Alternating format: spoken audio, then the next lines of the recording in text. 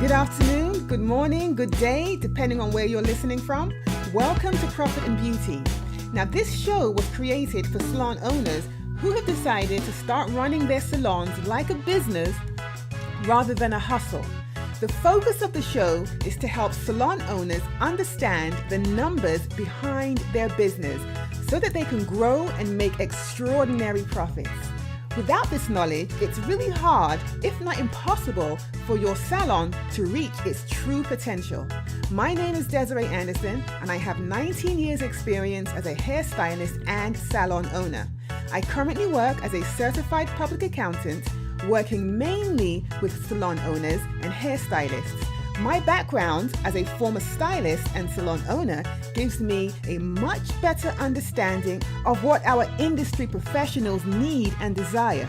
So if you are a hairstylist or salon owner interested in running your salon like a business, then this show is for you.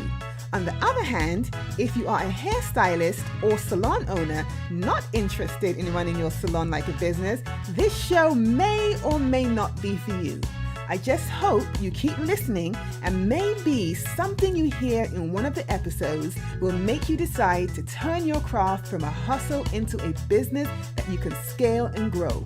So sit back and enjoy this week's episode. All right, so hi everyone, and welcome back to Profit and Beauty. On today's show, I have a very special guest from the world of beauty products. Now, I think it's a very important topic, if for no other reason than for the importance of diversifying your income streams. As hairstylists, it's important to try and minimize as much as possible your dependence on the money you make behind the chair and on the money that your booth renters or commission stylists bring in, because we all know how temperamental stylists can be, and they'll have no problem walking out on you on any given day.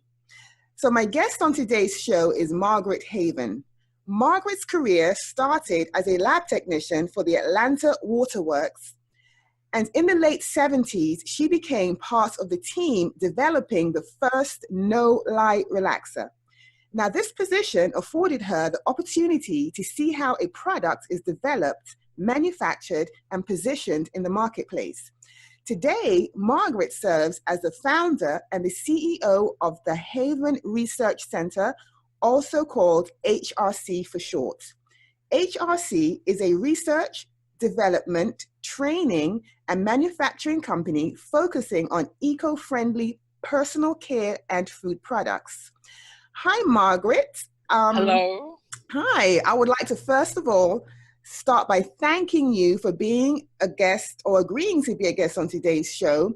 And also, can you tell the audience anything about yourself that I left out? How long do we have? First of all, thank you for having me. It's a plus to speak to people in the industry who really want to do entrepreneurship in any division. I did many things, and it was before. Back in the day, we would call it job hopping, or couldn't keep a job or whatever. I did that for a purpose. I wanted to learn different aspects of the business because I knew I was going to go into business. I just didn't know which type of business I was going to go into. So I was honored to work with a group of people. Generally, it was scientists, non-scientists, just the whole group, gambit. In the laboratory, we produced a product similar to what they call the Jerry Curl. It was a thiol-based product. I remember those. You remember that? Yes. I had an opportunity to one company I worked with, and he said he was looking for a plant manager, and I started naming people, and he said, "Why not you?" And I'm like, "What? Wow!" You have to understand, this is in the mid '80s for a female to become a plant manager. That was one of the better jobs I had. It took me out of the lab per se and helped me to manage and maintain a manufacturing facility. Since that time, I've been the plant manager 2 other times. And again, I like that. I work with major companies to startup companies, develop product to quality control, which I hated, but God had a plan. When you work in quality control, you're working with every division. Okay, so therefore, I had insight to what they call now supply chain, finance, manufacturing, production, personnel. So it's a whole gamut of things. So I'm blessed. I'm blessed. Well, that's good. So let's jump right in. Now, Mhm. at the top of the show, I mentioned the importance of income diversification as it relates to shoring up, multiple streams of income. So tell me and my audience, or rather, me and the audience, I shouldn't say my audience, I don't own them. So tell me and the audience what it actually takes to start a cosmetic business, because I've seen several stylists that I've worked with in the past start their own product line, and I always wondered how they did it.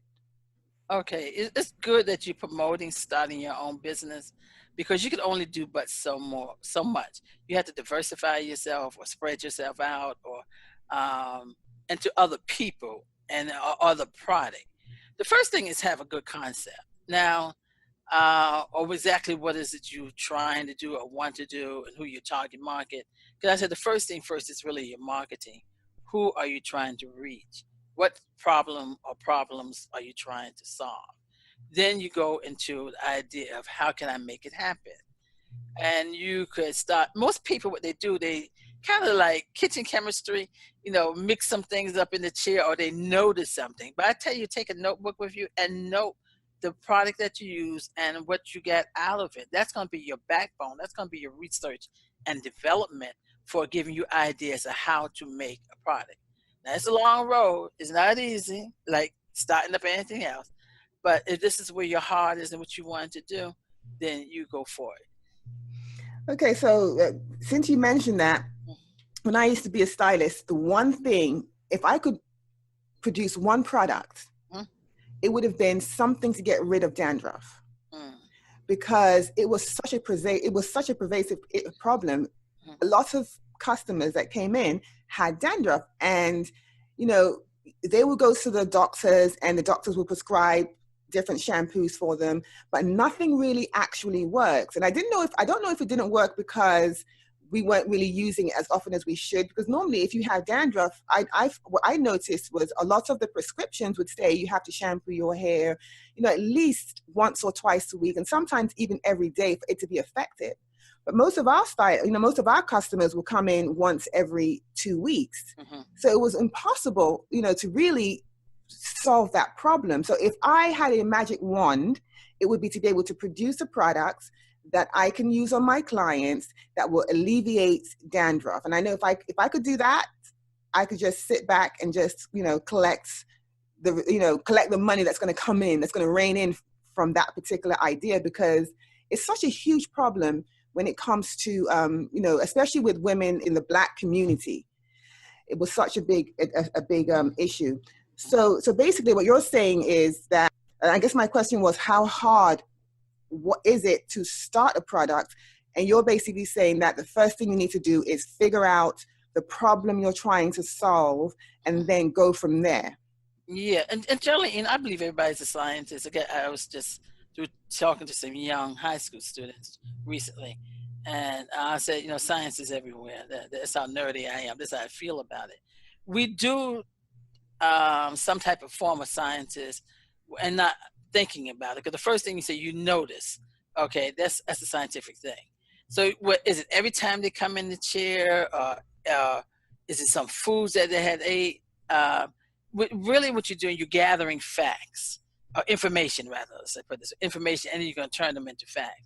So you say if one product that you wanted to make and help relieve the dryness or the flakiness from the scalp, then you would look at it and you start doing research. You try to figure out what did they do before. Is it irritation from the ingredients? So that's why you take notes.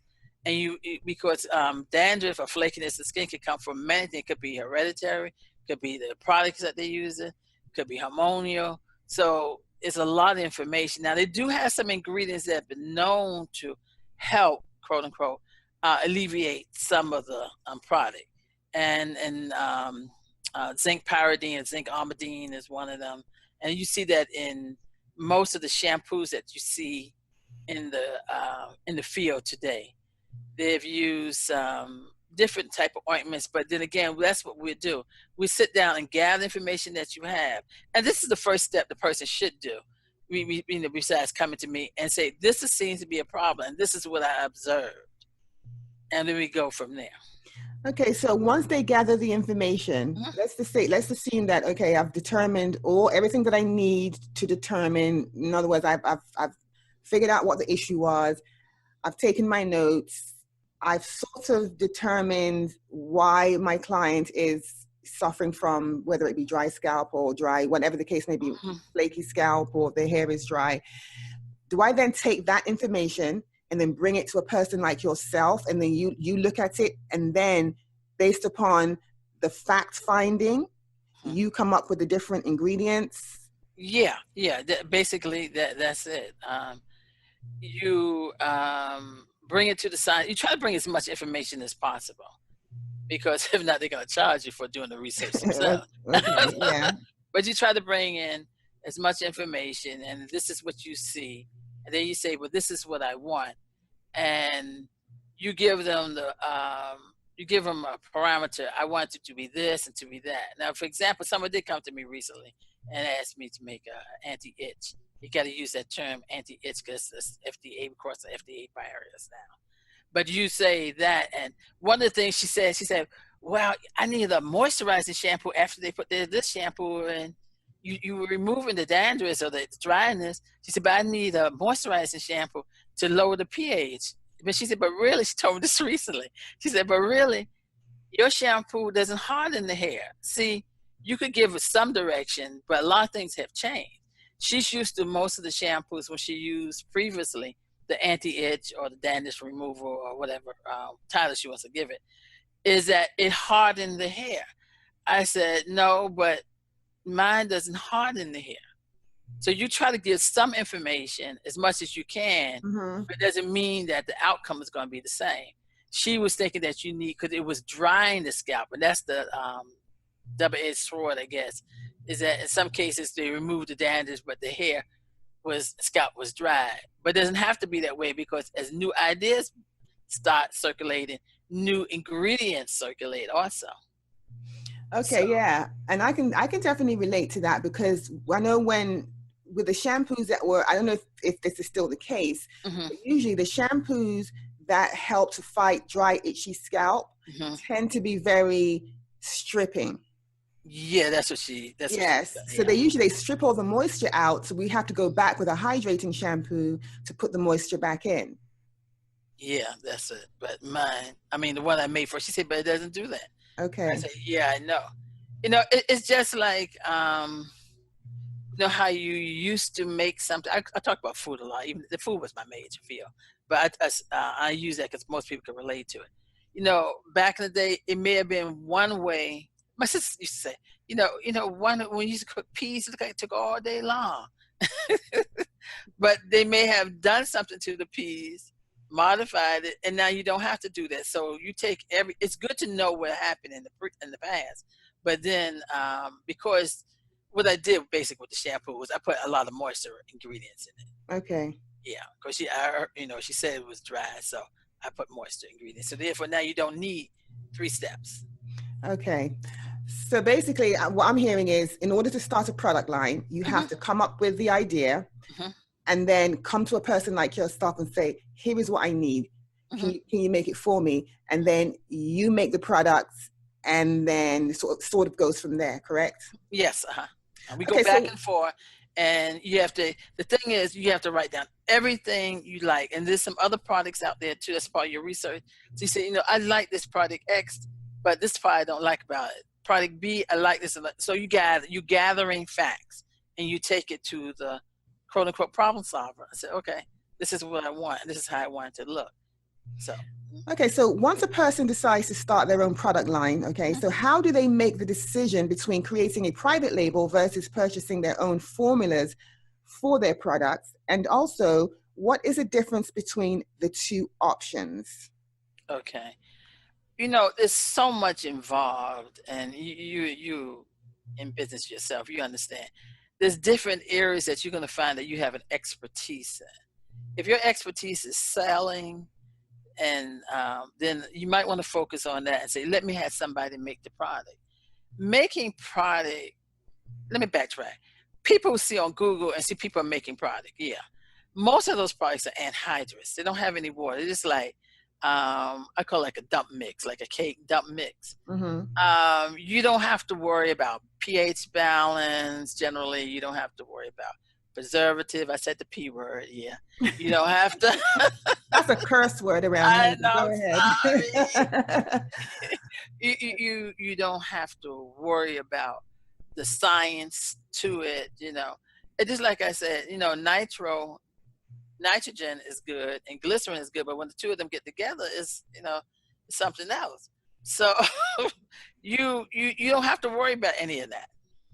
You don't have to. So you making a dump formula. You just Kool-Aid, boom. When you start talking about other things, you need to read up to date. You need to make sure what FDA.gov say, not .org, not .com, FDA.gov. Do they have anything about it? You need to talk to the vendors who are actually selling the product. The product raw ingredients that you're getting online or some other places, they basically are reseller. They're not the tech community.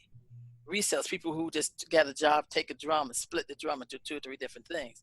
So you need to get more involved. If that's not your expertise, then I would suggest you go. You don't have to go to me. Go to someone like me. Go to a company that would they learn, they gather that this is their living. Their living comes from making formulas. So, but if you're making like a shea butter with some essential oils in it, well, the chances are you're not going to run into too much of a problem. Okay. Go ahead. Okay. So you're saying with a private label, you say those are the ones that are just generic? Private label, yeah. Private label, what's this you call it? Contract packaging. They go by different names. But generally, they go a couple of ways. They may, let me backtrack. When you come to a person, you have to come with your formula you already got. You made it, you give it to them, and they manufacture it. Or you go to them and say, I want a formula like XYZ. And so they buy the formula and we call it now reverse engineer, or they make it for you. Or you have a formula already that you made and then you give it to them and then they modify it per se. If they modify it, then the formula belongs to them. Or if it's okay, they can make it, then they go from there. So you want to figure out what exactly you want to do. People get frightened because of the cost. A formula costs $3,500 plus. People say, oh, it's a lot. And it is a lot if you don't have it. $10 is a lot if you don't have it. Exactly. But what you try to do, you try to figure out a payment plan and you go from there. But the guarantee of them taking that away from you, there's a lot to just making a formula. You have to make sure your inline specifications are okay. They should give you more information. Some people say I could go on Google and find it. I said, well, if that's what you choose to do, go ahead and go on Google. But some of that stuff is erroneous. Okay. So, go ahead. So you're saying with a formula, you can buy a formula, and the formula will cost you about $3,500 plus. Yeah, plus or more. So I'm assuming that this formula is for one specific product. Yes. Okay, so you have an option of either doing that, which is purchasing the formula, or just going in and buying a private label. Now, a private label, I'm assuming, would be if me, myself, and let's say 3 other stylists decide that we want to start selling some type of moisturizing shampoo. Well, we can all 4 of us can go to a particular private label industry and say, okay, we want shampoo. So they will just scoop the shampoo out of a huge barrel and put it into 4 different containers, and then each of us will label the four containers with our private label. So let's say, for example, me, I label mine Profit and Beauty, you label yours Haven Research, somebody else labels theirs Anderson Products, but it's the exact same products in each container, except we are putting our own name on it. So that is what's considered private labeling, right? That's considered private labeling. Or if you want something modified, they will modify it for you. Say, I want a different scent. They're modified. They would charge you. But really, that's how most of your makeup. A lot of companies don't make makeup, and they start now in this century. But previously, a lot of your makeup, lipstick, powder, shades and stuff. They have private label. They may have different grades of private label. Like this lipstick you go to if you want to work in this price range, and then so and so. But then and you're using them because you use some of the major manufacturing cosmetics already. You'd be surprised. In some places they call it coattail the run. I know in the food industry used to do that. We say we making let's say, well, I won't call the name of the company, but we were making alls, okay, and then okay, I get this all product, okay, then we're gonna coattail the run. We're gonna bring in another company. They're using the same product, we just that the name is different. I mean, it's nothing new. That's nothing new. Okay. And so then if you want to go ahead and go the formula route, then I'll just come to you and say, this is what I need. I need a hydrating shampoo and I want these specifications. Can you create a formula for me? Yes. And therefore that particular product will be a little bit different than one that just comes from a big barrel of products that can go to any particular individual or any particular business where they can slap their own label onto it, correct? Yes. Okay, well that makes a lot of sense. So what are the benefits of each? What are the pros and cons of private label and the pros and cons of doing it via your own private formula? Private label basically is for someone who really doesn't have the expertise and they just have a good sales background and they can basically sell anything. They can make it to make the customer believe that it is something unique, and it could be a unique formula. It's just that they don't have the money to invest to go the 3,000 startup money because there's other funds that you have to pay for too that will build a company. They're only working on a slight budget. And many times it's not the product that's the main item. I'm just talking about in general. That's what I tell people. Marketing and strategies, number one. If you have a good, consistent quality product, is good. But that's never number because we could name some product out there is not all that great, but something about it you may like, or it's always available. Okay, so it's basically to someone who wanted to put something out and really doesn't have the capital to invest in for the startup. And I say you'd be surprised of a lot of product out here, whether it's food, cosmetic, clothing, or whatever. They do private contract work. Okay, then you have when you own your own, it's more like that's your baby. You're dedicating it. You put the money and the time in it. You had something specific that you wanted to handle because maybe that basic shampoo just didn't get what you want. So now you own it and you could take it from shop to shop. If you were to have your product private label a company like at HRC, and for some reason HRC no longer making it the product anymore. Now I've seen this happen several times. Then the company, you have to move your product to somebody else. Can you move your formula? No, you cannot move your formula because the formula belongs to me. Okay. Yeah. Okay. So now with a private label, how expensive is it to get started? So if a person wanted to start selling, let's say a shampoo and conditioner combination, or if they wanted to start selling some type of serum, how expensive is it to actually get started? It all depends on the company and how they have it broken down. Some people may say, and they really did this when they did the skincare line. There was a couple of private label companies did this because a lot of people weren't doing skincare. They may say you want to buy 6 bottles or a dozen. They may speak in dozens, a dozen, 24, and so therefore you're not paying quite a large sum to buy the private label. Or some may say they private label this formula and then you have to buy the amount for that formula, but it varies. It's not going to be a high price, because they already have the formula there, and if more than likely you buying it in the same container, or if I have to take it and put it into a different container than what somebody else has, so you generally could do it in dozens Okay. in some places. Now, one thing that you said that to me was very striking was that it's not really about private label or about formula. It's all about marketing. And that is so true, because I can have a product that is better than another product, but nobody knows who I am. And if I'm not able to get out there and market it, and even if I do try to market it, no one knows who I am. So they'll look at the products and say, well, you know, I may give it a try. It depends on how it's going to depend on how much marketing I put into it. Now, that same product, exact same product, can be pushed by, let's say, Beyonce. Let's say she endorses that product, and it's going to fly off the shelf. And then for some reason, people are going to say, oh my God, this product is fabulous. When I use it, it does this, this, this, this. It's almost like a mental thing.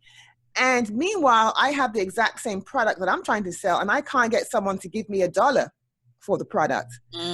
So I think it really does, it does come down to the ability to market, and then also depending upon who's pushing the product.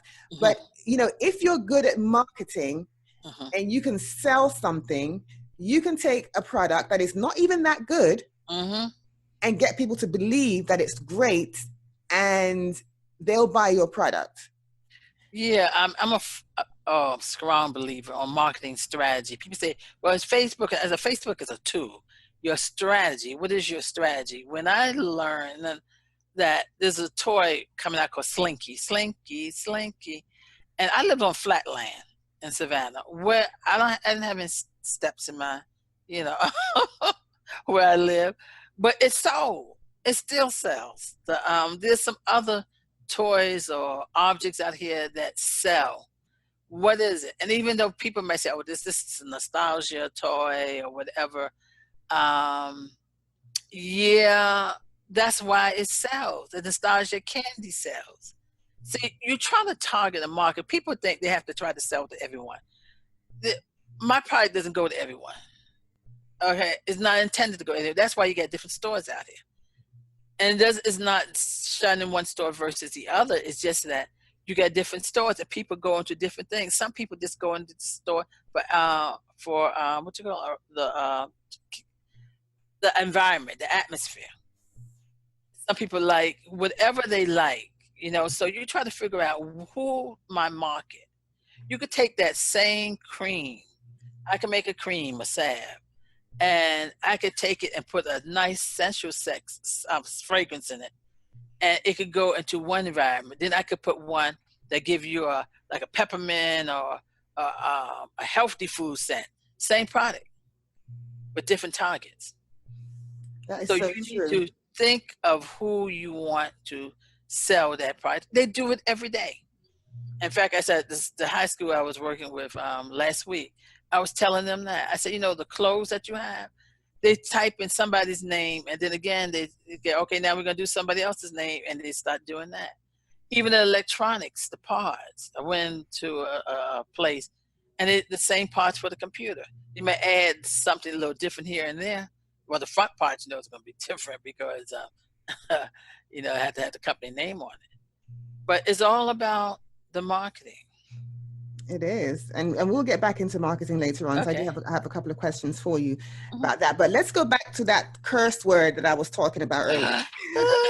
So you know, I'm obsessed with healthy eating. So I cringe when I look at food labels and I see preservatives. Now, I literally stay away from foods that contain preservatives. However, I know that products and some foods do need to have some sort of preservative in order for them to have any form of shelf life. So explain to us the need for preservatives in certain products and the concerns that some people like myself have when it comes to preservatives.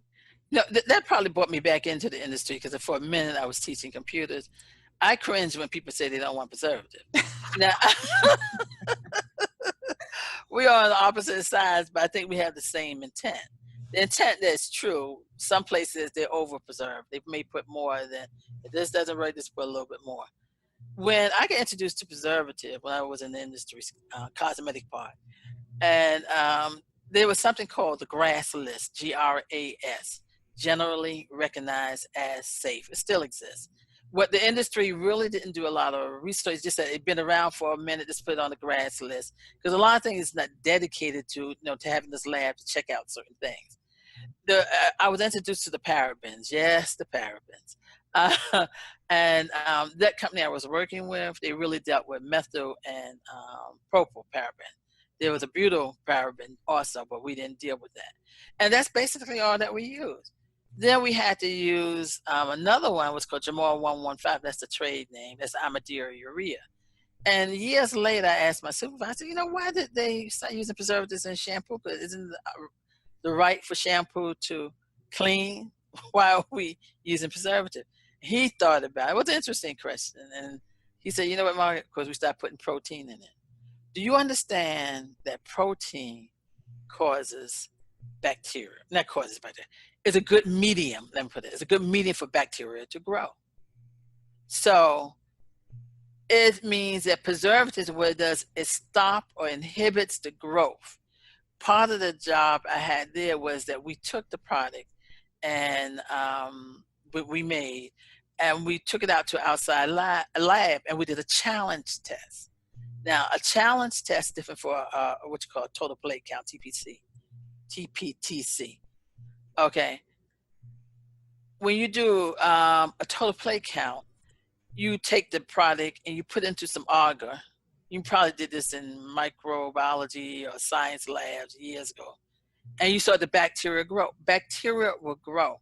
When bacteria will grow, it'll take over. And we see them in diseases. We see them in markings. Okay, so we don't want that scarring or marking or disease or bacteria to grow. The challenge test was that you populate the product with bacteria. And there's 5 of them that the government really look after. E. coli is one of them. Yes, E. coli. So that's what preservative stops. It's supposed to stop the growth of E. coli. So you put these 5 bacteria in, Staphylococcus aureus is another one. You put the bacteria in, and hopefully on a chart, it's supposed to level off or die. It's not supposed to grow. So when we say we don't want a staph infection, that's what we're talking about. That's what bacteria would do for you. I mean, bactericide would do for you. It kills, CIDE. It kills any form of bacteria. So when I made product that people had to put their finger in constantly, I would increase my preservative. So it's a challenge. What do you want? You want bacteria or you don't? Or you're going to keep it in the refrigerator? Because the refrigerator helps keep the bacteria to some degree. But that's not true, because when you open up your refrigerator, how many moldy stuff have you taken out? A lot. Food, yeah. So and I guess you could say, yeah, she's really into this. So I'm talking to her now, I apologize. But I was saying we have to realize that, one thing about the movements have done, it made the scientific field become more cautious, because sometimes we could just, maybe say, okay, we just can't throw anything out. We got to really do some tests. We really have to make sure and monitor. And there's certain companies you can always buy some preservatives from, because they were known for making it, preservatives. But to not have it, that means that moldy stuff you've been throwing out in your refrigerator, you don't throw it out. I know cheese is mold. I can hear Mama right now. Yeah, I know Mama, cheese mold. But don't throw it out. Just eat it then. If that's what preservatives does. It stops the growth of bacteria. Some bacteria are harmful. A lot of it is, and some used for cheese making. And that's the reason why with foods that don't have preservatives, they don't last. Normally, because I eat a lot of foods, and I cook. I try to cook most of the stuff that I cook. Mm-hmm. I tend to try to, cook stuff that's from the earth. So I don't. Mm-hmm. I try to avoid, foods that have preservatives. But one thing I do know is when I do cook something, mm-hmm. I have to literally eat it within a day or two.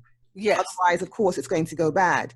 Mm-hmm. So you have control for when it comes to the food aspects, because you just, like I said, just don't go over 2 days. Now, when it comes to products, on the other hand, we want our product to last. Mm-hmm. We need it to last Mm-hmm. over time. And, we're not going to put up, if we're in a salon, we're not putting our products in the refrigerator, especially if these are products on the shelf for sale, if they're retail products. So I know that for sure we need preservatives in our products. Mm-hmm. And what you're saying is, regardless of whether or not it's food or whether it's a product, you know, it's just a matter of using enough to accomplish what the goal is. Yeah, and then see the other thing too, like you pointed out, people said they want it larger. Well, if you get larger, that means it's going to be more susceptible to growth because it's going to stay with you longer, and you're going to open it. So some packaging product I make, I put in small containers, so you won't have that issue. But if you get water in your product, water is a source for growth. Water, and people can say, well, I put it in the refrigerator, but that's why I point out stuff molds in the refrigerator. You just have to be careful. What the community did, though, it made the scientists, I feel, a little bit more sensitive to what the people wanted, and just don't throw stuff in there. Just make sure that what we put in that is accommodating, that you have less of a chance of a bacteria. Okay. And people say, well, vitamin E is not a preservative. It's an antioxidant. It may help preserve your product, but it takes away the oxygen from your bonds, your chemical bonds. And so it doesn't oxidize it. It's an antioxidant. So oxygen really reduces the shelf life of a product. Yeah. Okay. All right. So what type of ingredients do cosmetic products require? And what are some of the things that we should be aware of when ingredient shopping? It's just like I said, it's not an ingredient by itself that some people may. Let me backtrack. Everybody's allergic to something, I believe. That's my take. My grandmother was supposed to be allergic to strawberries, but you would never know because she would eat a lot of strawberries. But everybody's allergic to some form of fashion. Now, certain things when they separate is one thing, and certain things when they could combine. Like I said, nitrogen and glycerin, they separate. When they combine, they're nitroglycerin. So you just can't pull out an ingredient generally that would say that, hey, this is a bad product per se. Or then you got to look at the percentage and the uses. Because somebody said, oh, they use sodium hydroxide just like they use in a well-known lotion. I said, yeah, but it's called a pH adjuster. Sodium hydroxide brings the acid up to another level. And that's what they use, and that's what they were using as a pH adjuster.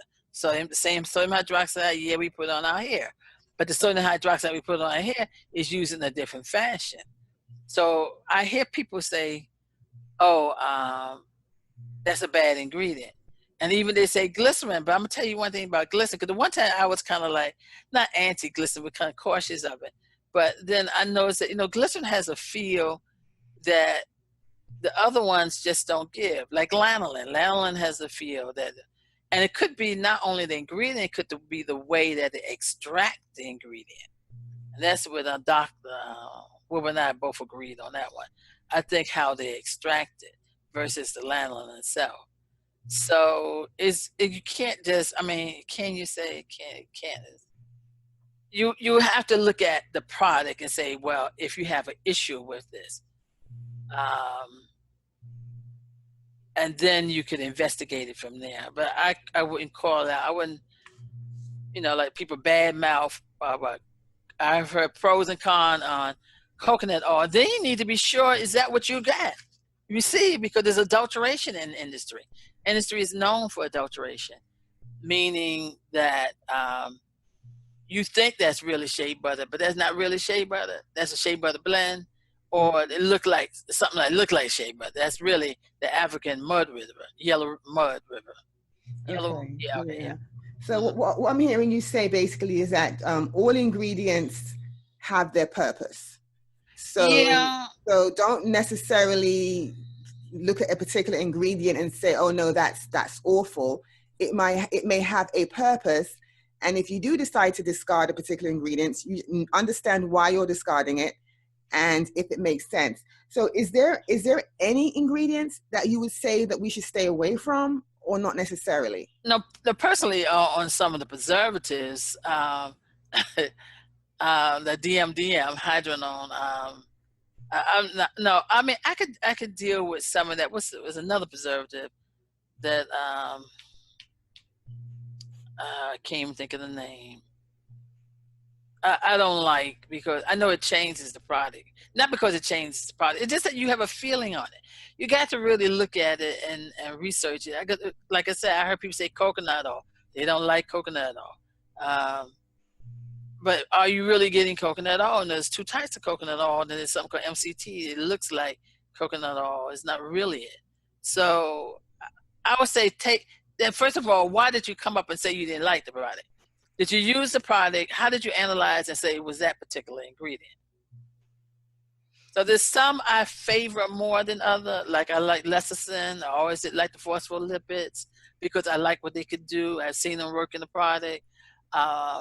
Certain things I try to stay away from, like DMDM, hydronone is a preservative. They use it, it's cheap. They use that all over. I stay away from it. But you're going to find, just like a cook, they're going to have some preferences, what they like and what they don't like. I don't care for, I basically, put this way, I basically was always into the natural environment long before, because that's the way I grew up in Savannah. My great aunt did herbs. So, but in the manufacturing arena, they don't want it. The manufacturer doesn't want the natural product, because natural products don't have a long shelf life. Exactly. Yes. And absolutely. you got to handle it to some degree with kid gloves, especially Shay. You got to know how to mix it, because if you chill it too fast, you chill it wrong, or you let it try to solidify wrong, what you're going to do, you may get crystallizations in it. So the manufacturer doesn't want to deal with that. Right. And whenever I see a product that says all natural, I tend to be a little hesitant, because just like you said, when something is truly all natural, the shelf life is very short. So I always wonder that when they say all natural, does that mean that there are some natural elements in the product, but they do have some preservatives to maintain or to at least extend the shelf life of that particular product? Well, a couple of things you said there. All natural. Poison ivy is natural. Poison oak is natural. So is lead, mercury, and arsenic. They're all natural. But we use, again, it's that marketing thing. Good, bad, or ugly. It's that marketing thing that make people think that, oh, it's all natural. It must be okay. And some industries, you might want to use some of them for some certain purposes, but not in the industry that I won't choose to use any of those. Natural ingredients are harder to maintain the shelf life. You shouldn't have any natural oils. Some don't have longer shelf life than others, but you shouldn't have natural products that you just use a little bit of and then you'll come back 10 years from now. I'm not exaggerating, but you have to be careful. And I said natural things, you can become allergic to it. Okay. So it all depends on, it's just like asking about what about children in general, and you make a blank statement. It really is about the individual person. It's all the individual ingredient and how is it being used. Okay. Yeah. All right. So we've decided to start a product line or label. We've figured out how we want the products to be produced. Our manufacturer has successfully produced the products. With all that being done, now how do we choose the right packaging for our new product line? How do we brand our new line? And most important, as we discussed earlier, how do we market our products? Because without adequate marketing, nobody will know we exist. Now, we touched on this a little earlier, but let's expand on it a little bit more when it comes to branding, when it comes to packaging, and when it comes to marketing. Yeah, and these are my pet peeves right there. When you think about how product was developed previously, they had marketing, we just didn't call it that. For example, I'm going with that natural hair. And when the Afro came out, you know, the males created the Afro sheens and stuff because when they're Afro, the longness of the hair, they weren't used to the combing. And this is what I believe. This is my belief on the strongly belief. And so they wanted something to help soften it. We were used to having natural hair because we had our hair in plaits from day one. And so they started making product and they found that glycerin helped soften the particular item. And so they ran with that. Today, we need to do more marketing. We need to do in-depth marketing. We need to figure out exactly what we're trying to accomplish because that sets the parameter for your packaging. Going back to, and your sales, it sets everything. Most of, I'll say a larger percent should be focused on the marketing. And people use that word, just say marketing. Yeah, but what does that mean? Marketing strategy. What I mean by that, the same thing. Remember we talked about that salve. Okay, I got a salve here. I got shea butter and some other stuff in it. I got a base product. Okay, if we say that we're going to take this base product and what we're going to do, we got 2 or 3 markets. We could take it and put something sweet and sensuous in there and we're going to sell it maybe in the stores like Sephora, what have you. We're going to choose based on if it's going in Sephora. Now we know what type of packaging we're going to get. Okay, we're going to know how it's going to look. Now we say we'll take the same salve, same base, and we're going to take it and we're going to sell it in the health food market. And it's going to be aimed towards the outdoorsman or woman. Okay, so we going to bring in the sense. What sense do you think we ought to use? Should it be the designer sense? No. More than likely, it's going to be what? Your essential oils, your cedarwood, your woodsy fragrance.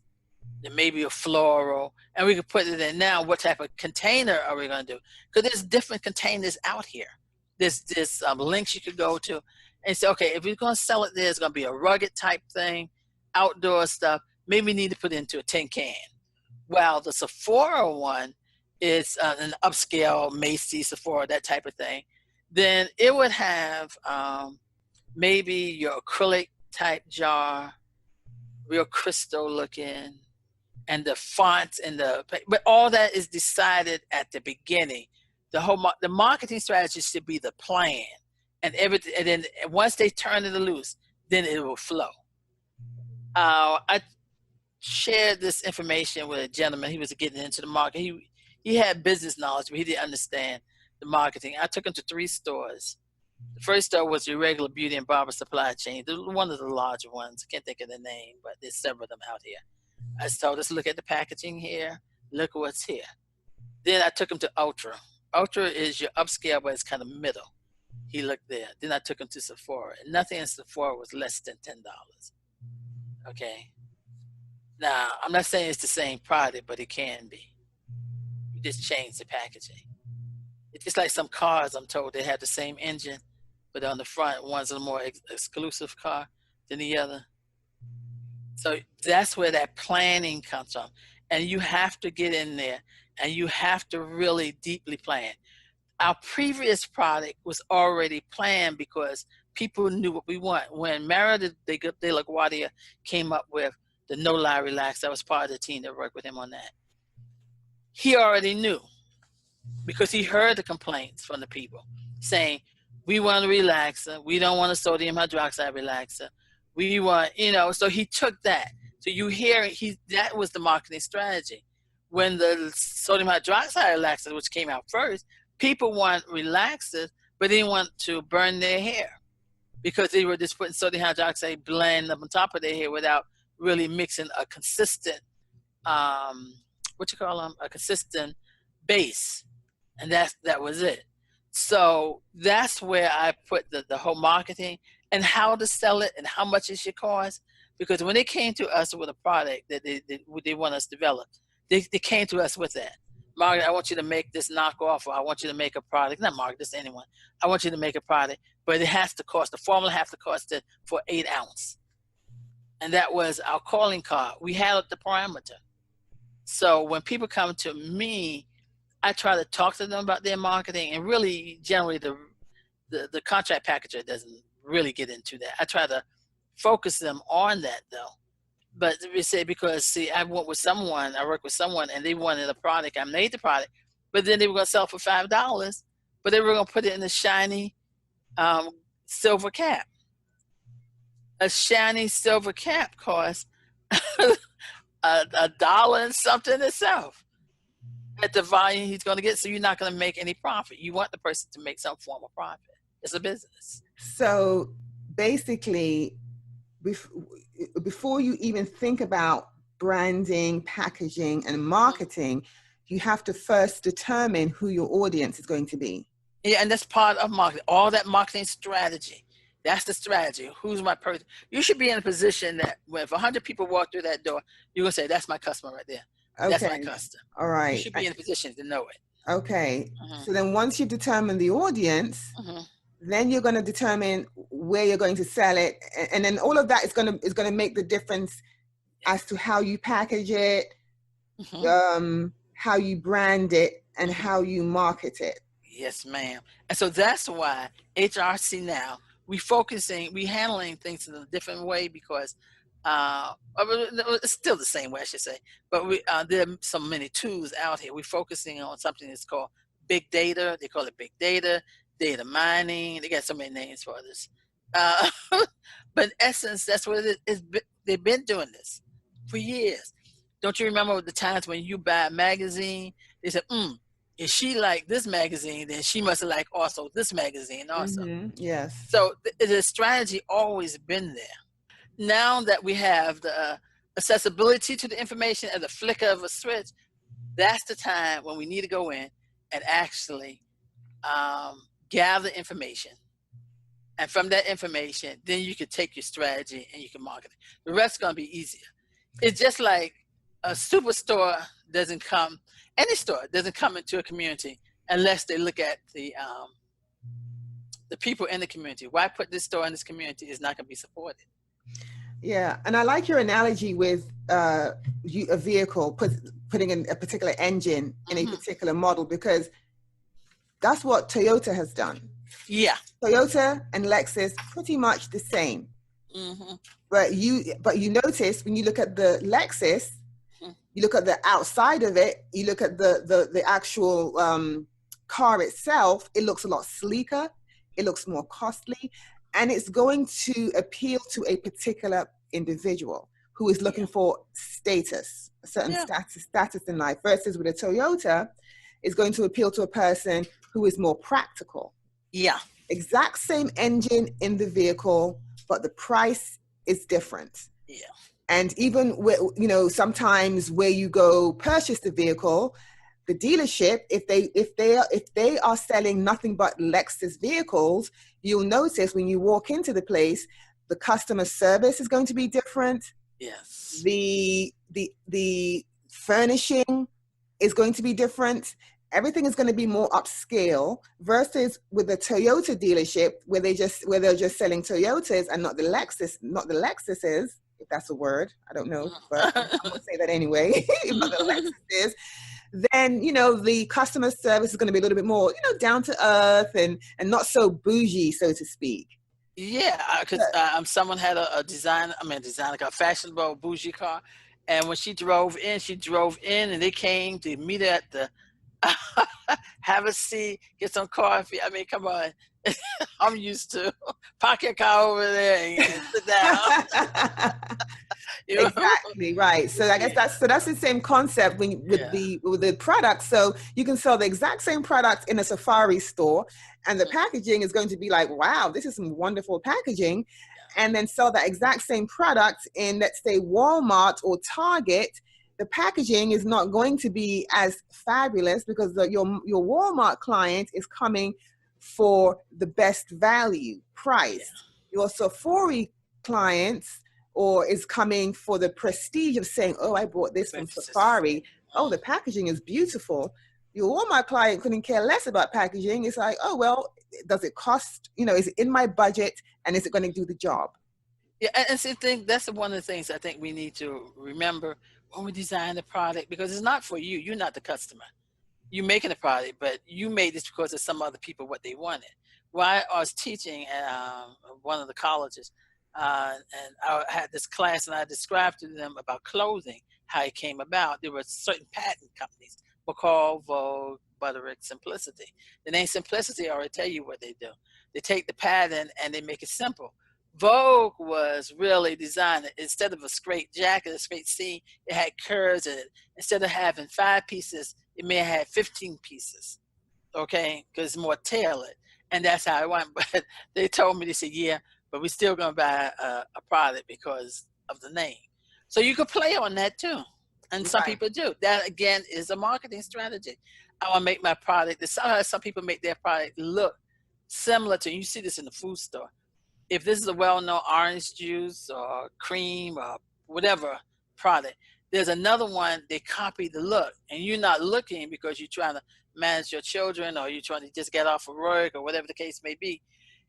You pick one. You pick this one. It's always on sale. Boom, put it in here, and your car keep on going. They say, you know what? How different can you get with oatmeal?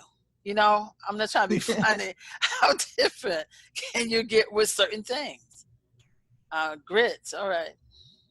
Certain things are classified A and B, like meat, and it's really, the meat may have more bruises on it. It may be a B classification. It's different criteria, but certain things, like but people just like the idea that you coming out of the store, like you said, with that Sephora bag. Oh, wow. Yeah, it's all a mental game. Yeah, it's a mental game. It's beautiful to me. It's beautiful to me. Yeah, because again, you are targeting. You may get 10 people to buy something, but you may get 100 people to buy some on the lower end. So you breaking even, maybe. I don't know. It all depends. That's where the beauty of the strategy. That's why now I'm excited that we're moving into that part, is taking information and digesting it, and see how we can utilize it. So hit the markets that are in need of a particular item. Okay, Margaret, well, I'd like to thank you for agreeing to be a guest on today's show. I had a great time speaking with you, and I learned a lot, and I'm sure the audience did as well. So can you share your contact information with the audience in case somebody would like to contact you, and also share with us some of the events or projects that you have in the works? Okay, you could go to havenresearchcenter.com, and on that we have a contact page. It has a telephone number or the form. We started having people to do the form to fill out exactly what it is you want. If you want me to work, come into a school, that's under the educational area. If you want to go into contacts, if you want a formula, or you just want a consultation. Consultant work is $100 an hour, and we sit back and we talk. And generally, I ask you to write down everything you want me to answer, and I'll help and direct you. Then you come up and say, you know what, I want to further this discussion. I want to go ahead and make a formula. Then we go to the next form, and then you write down everything you want in that particular formula. Do as much research as you can, and then we make an arrangement how you can pay. Or you might say, you know what, that was good information that you talked on the consultant. I think I want to wait and on it, sit on, because I didn't know it involved this much. Because when people look, they see other people just, oh wow, it looks like they're really doing something. So my telephone number is 678-337-8628.